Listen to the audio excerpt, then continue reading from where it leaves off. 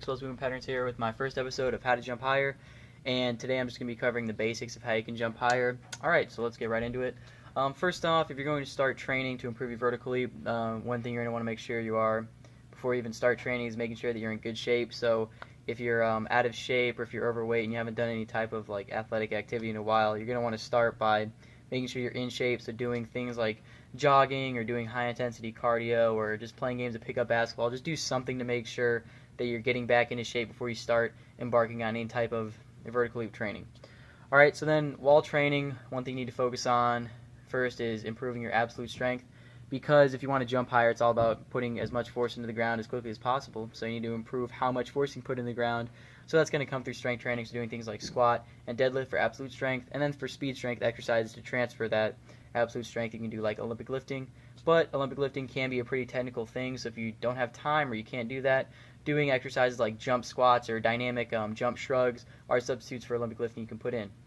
Alright, another thing you need to do is making sure you're doing, really high intensity jumping exercises, so things like plyometrics. So doing things like tuck jumps or repeated vertical jumps where as soon as you land you're bouncing back up and doing it again, making sure that you're getting proper rest in between each set and making sure that you're not overusing these types of plyometric exercises. If you want, you can do depth jumps, but depth jumps are something that really should only be used when you're more advanced within your training, as they are very intense on the body and you don't want to jump right into them too early. So wait until you've been training for a while and you've been doing jumping exercises for a while before you get into that. So you can do things like strength training one day, then the next day you do plyometrics or various jumping exercises, right?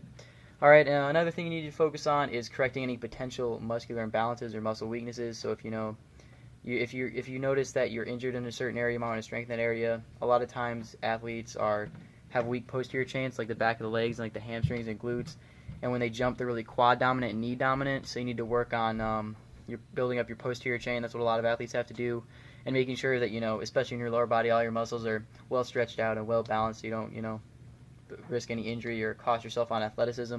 So exercise I like to do for the posterior chain, because a lot of athletes are lacking in their posterior chain. Obviously squat and deadlifts are going to help you out. Deadlifts more so. You could do some things like hamstring curls or Nordic hamstring exercises to work on that posterior chain specifically, as like auxiliary exercises. So yeah, you need to work on muscular imbalances, and a lot of times athletes are weaker in the posterior chain than they should be. And the last thing I want to talk about today is filming yourself and working on technique while jumping. The reason I said film yourself is because if you film yourself, you're going to see how you jump, and you're going to see, am I really jumping in the optimal way? Are there certain form issues that I need to correct? Are there any technical improvements I can make? Because a lot of athletes, oftentimes aren't jumping with the best technique, and that can cost them actually inches on their vertical leap.